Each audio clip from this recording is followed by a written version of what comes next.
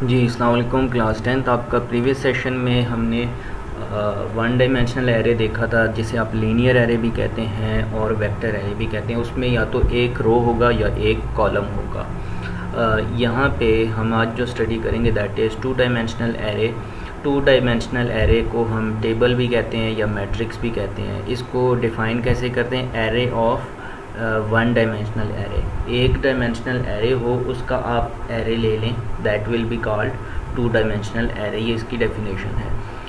To dimensional array को reference किस तरह किया जाता है? उसमें जो वैल्यू स्टोर होती हैं उसमें दो इंडेक्स वैल्यू होती हैं। ये आपके पास रो की वैल्यू होगी और एक कॉलम की। जिस तरह आप मैट्रिक्स का चैप्टर आप मैथमेटिक्स में आपने देखा है, तो वहाँ पे आपके पास रो एलिमेंट और कॉलम एलिमेंट आपके पास दोनों उसके मुताबिक आप क्या करते हो, रो की वैल्यू होगी और कॉलम की वैल्यू होगी। दोनों को मिला के आप देखते हो कि इस जगह पे, इस लोकेशन पे, फॉर एग्जांपल R11, R एक मैट्रिक्स का नाम है, R11 पे कोई वैल्यू स्पेसिफिक पड़ी होगी, उसकी लोकेशन क्या होगी? R11, यानी कि उसे रो 1 और कॉलम 1। इसी तरह R12 मीन्स के जो मैट्रिक्स है वो R है, उसका एलिमेंट कौन सा है? रो 1 और कॉलम 2 पे जो एलिमेंट पड़ा हुआ है that will be called R12। तो यहाँ पे अगर एक मैट्रिक्स है A, उसमें उसके नंबर ऑफ़ रोज़ 4 हैं और number of columns 3। Number of rows आप पहले बताते हैं, नंबर ऑफ़ कॉलम बाद में, जैसा कि ये सिंटेक्स में बताया हुआ है। तो 4 × 3 कितना होगा? 12। उसमें यानी कि कितने एलिमेंट्स आएंगे? 12। और अगर आप साइज़ बताते हो, अच्छा, इसको डबल सब्सक्रिप्टेड एरे कहते हैं। जो टू डायमेंशनल एरे होता है that is called double subscripted array, क्योंकि इसमें रो की वैल्यू भी होती है और कॉलम की वैल्यू भी होती है। तो आपको दो इंडेक्स वैल्यूज़ देनी पड़ती हैं इसलिए। अच्छा, एक ए हमने टू डायमेंशनल एरे ले लिया जिसमें 4 रोज़ हैं और 3 कॉलम्स हैं। तो फर्स्ट एलिमेंट इसका क्या होगा? 0 0 से स्टार्ट होगा और 3 2 तक होगा। तो बाय डिफ़ॉल्ट ये ऐसे होता है, यानी कि 0 से 3 तक 4 एलिमेंट्स और ये 4 रोज़ हो गई। ठीक है, 0 से लेकर 3 तक कितनी रोज़ हो गई? पहले रो आता है, तो 0 से 3 तक 0 1 2 3 आपके पास 4 वैल्यूज़ हैं, तो 4 रोज़। और 0 से 2 तक आपके पास कितनी वैल्यूज़ बनती है? 0 1 2, तो ये 3 कॉलम्स आपने इस तरह से, यानी कि स्टार्टिंग वैल्यू यहाँ पे पड़ी होगी और एंडिंग वैल्यू इस लोकेशन पे पड़ी होगी। ये ऐसे ही है जैसे मैट्रिक्स में आप कहते हो कि A11 A12 A22 A23, तो उसमें रो और कॉलम की लोकेशन आप बताते हो, उसकी मदद से कोई भी एलिमेंट उसका पोजीशन बताते हो। The general syntax to declare two dimensional array, आप लाइन नंबर लिखा होगा, डिम लिखेंगे जैसा कि आप 1D में लिखते थे, इसी तरह एरे का नाम आ जाएगा। बस यहाँ पे आपको रो और कॉलम दोनों बताने होते हैं, वहाँ पे जस्ट आपको एक वैल्यू बतानी होती है ब्रैकेट में, यहाँ पे 2 आएंगी। तो पहली वाली रो को शो करती है, सेकंड वाली कॉलम को। यही बात नीचे पैराग्राफ में बताई गई। अब आपके पास एक टेबल हो तो उसमें उसमें कितने कॉलम हैं? 3 कॉलम्स हैं और 4 रोज़ हैं। इसका अब आप अगर मैट्रिक्स बनाएंगे तो मैट्रिक्स की सूरत में आप इसको ब्रैकेट में जिस तरह से लिखते हैं, और अगर आप इसका एरे जो है बनाते हैं, एरे वेरिएबल, उसको आप नाम दे दें A, तो उसमें आप क्या करेंगे? A43 उसको लिखेंगे। तो दैट मीन्स कि उसमें कितनी वैल्यूज़ आएंगे? टोटल 12। 4 रोज़ हैं उसमें और 3 कॉलम्स हैं, तो 4 × 3 12 वैल्यूज़। तो आपके पास 1 2 3 4 5 6 7 8 9 10 11 12 वैल्यूज़ इसमें स्टोर कर सकते हैं एक ऐसे वेरिएबल में। यहाँ पे नेक्स्ट यहाँ पे लिखा हुआ है इसका कि आप उसमें फिलिंग किस तरह से करेंगे। तो फिलिंग करने के लिए, यानी कि उसमें डाटा आपने फीड किस तरह से करना है और उनमें वैल्यूज़ को फिर प्रिंट किस तरह से करना है, उसकी एक एग्जांपल भी गिवन है। डाटा आप यूज़ जब करते हैं उसमें एंटर करने के लिए data read data statement use कर सकते हैं या इनपुट स्टेटमेंट यूज़ कर सकते हैं, लेकिन उसके लिए आपको नेस्टेड लूप स्ट्रक्चर जो है वो यूज़ करना है। नेस्टेड लूप टाइप नहीं है, पहले बताया था आपको लेसन नंबर 3 में, यूनिट 3 में आपने पढ़ा था टाइप्स ऑफ लूप्स, उसमें दो तरह की टाइप्स हैं, एक हैं फॉर नेक्स्ट और सेकंड इज़ व्हाइल वेंट। तो नेस्टेड लूप एक ऐसा स्ट्रक्चर है that is not a type, but क्या है कि एक लूप के अंदर कोई और लूप आ जाए, उसको आप क्या कहते हो, नेस्टेड लूप। तो यहाँ पे नेस्टेड लूप यूज़ होता है ताकि आप एलिमेंट्स को एक्सेस कर सकें, वैल्यूज़ को रीच कर सकें, रिट्राइव कर सकें या वैल्यू स्टोर कर सकें 2 डायमेंशनल एरे में। नेस्टेड लूप यूज़ हम करेंगे इन एग्जांपल में आपके सामने है। तो इसमें उन्होंने क्या किया है, 3 वेरिएबल्स लिए हैं जो 2 डायमेंशनल हैं। इस ए वाले वेरिएबल में नंबर ऑफ़ कॉलम्स 2 हैं, ये राइट साइड पे ये वाला कॉलम है और ये रो है, पहले रो सेकंड वाला कॉलम, 2 रोज़ 2 कॉलम्स, बी में भी 2 रोज़ 2 कॉलम्स, सी में भी 2 रोज़ 2 कॉलम, जी है ये। तो यहाँ पे क्या करेगा, ये ए और बी की जितनी भी मैट्रिक्स हैं, दोनों मैट्रिक्स वैल्यूज़ को जमा करके इसमें स्टोर करेगा। तो अब क्या होगा, आपको इसमें नेस्टेड लूप यूज़ करना है। फर्स्ट लूप बताएगा कि रो की वैल्यू कौन सी है, ठीक है। फर्स्ट रो के लिए यूज़ होता है फर्स्ट जो अरे है लूप है, और सेकंड जो इंटरनल लूप है, क्योंकि हम नेस्टेड लूप यूज़ कर रहे हैं तो फॉर के बाद आपको दूसरा फॉर नज़र आ रहा है। पहला वाला जो बाहर वाला है वो रो को शो करेगा, और जो अंदर वाला है दैट इज़ कॉलम, वो कॉलम को शो करेगा। अब आपने करना ये होता है कि जिस तरह मैथमेटिक्स में ब्रैकेट के एक ब्रैकेट है उसके अंदर एक और ब्रैकेट, तो सिंपल ये भी इसी तरह से है, ये बाहर वाला है और ये इंटरनल है। तो इंटरनल वाला कॉलम के लिए अब क्या होगा, पहले वाला बताएगा कि रो 1 है और कॉलम 1 है, उसकी आप अगर यहाँ पे क्योंकि हमने बताया कि 1 और 2 2 रोज़ हैं तो 2 तक ही ये चलेगा। 1 पहली वैल्यू 1 है, रो की वैल्यू जब 1 होगी, कॉलम की वैल्यू 1 शुरू में इनिशियल वैल्यू। तो ये स्टेटमेंट क्या करेगी, ए की लोकेशन A11 पे क्या स्टोर होगा, B11 पे क्या स्टोर होगा, ये वाली वैल्यूज़ यहाँ पे देखेगा। पहले में 8 आ जाएगा यहाँ पे, और दूसरे में B में क्या आएगा, 6 आ जाएगा। इसी तरह आप देखेंगे कि जब ये सेकंड स्टेटमेंट आती है उसमें यहाँ पे आ गई आपके पास फॉर एग्ज़ाम्पल B यहाँ पे है आपके पास,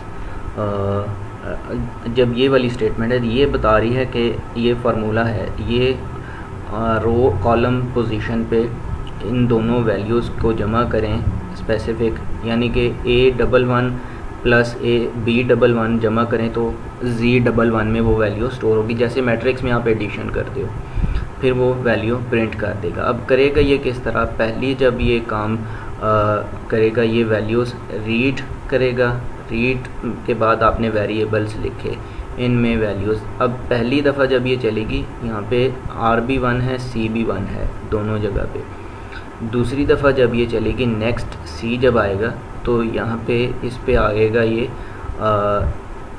R1 ही रहेगा और कॉलम 2 हो जाएगा, रो 1 कॉलम 2 रो 1 कॉलम 2, उसकी जगह फिर वैल्यूज़ वहाँ से रीड कर लेगा। फिर ये आपकी वैल्यूज़ आ गई। फिर सेकंड डाटा स्टेटमेंट वो बताएगी और वो वैल्यूज़ यहाँ पे स्टोर करेगी। दिस इज़ द वे ये काम करेगा। और आपका जो वैल्यूज़ हैं यहाँ पे प्रिंटिंग की तरफ जब आएंगी तो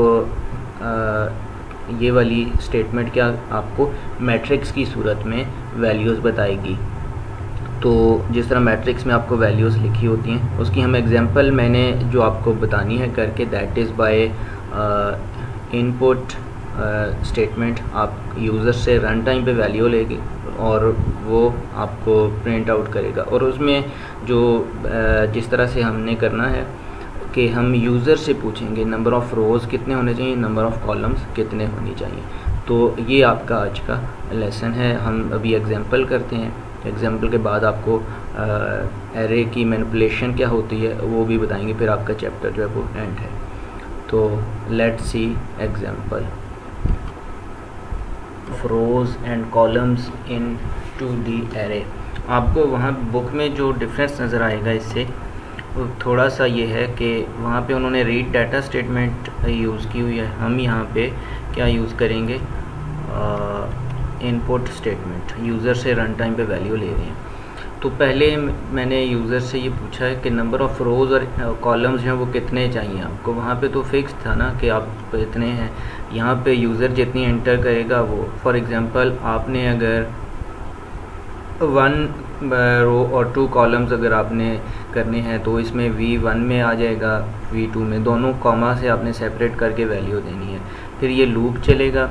फर्स्ट लूप रो के लिए है, कॉलम के लिए सेकंड लूप है, वो आपको x1 और इसकी मदद से यहाँ पे पता चल रहा है। पहले ये वैल्यू एंटर होगी, ये वाली स्टेटमेंट्स आपको बार बार एग्जीक्यूट होती नज़र आएंगी।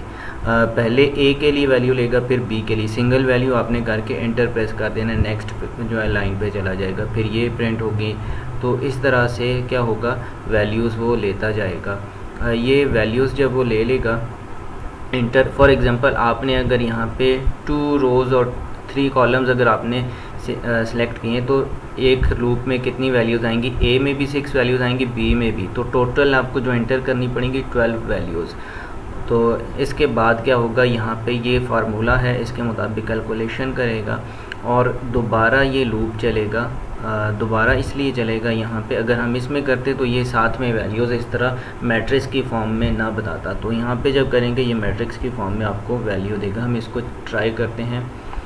F2 प्रेस किया मैंने, रन। तो यहाँ पे नंबर ऑफ़ रोज़ मैं सिलेक्ट करता हूँ 2 और नंबर ऑफ़ कॉलम्स कॉमा दे के 3, तो ये यहाँ पे 3। अब 2 3 6, number of rows multiply number of columns, यानी कि टोटल ए में भी 6 वैल्यूज़ आएंगी, बी में भी, और रिजल्टेंट जो सी मैट्रिक्स है उसमें भी 6 वैल्यूज़ आएंगी। तो क्या होगा, हमें कितनी वैल्यूज़ एंटर करनी पड़ेंगी, ए के लिए भी 6 वैल्यूज़, बी के लिए भी। अब क्या करते हैं, ए के लिए पहले हमने वैल्यू एंटर की 1, फिर बी के लिए 2, फिर ए के लिए आई 3, बी के लिए हम 4 कर देते हैं। टोटल हमें ए के लिए भी आपको नज़र आएंगी कि कितनी वैल्यूज़ हैं, 6 हैं, और बी के लिए भी 6। तो फिर आ गया 5, हमने रैंडम वैल्यूज़ हम एंटर करते जाते हैं। इसके बाद और तो ये आपका मैट्रिक्स की सूरत में आखिर में ये चीज़ जो है वो रिज़ल्ट आता है।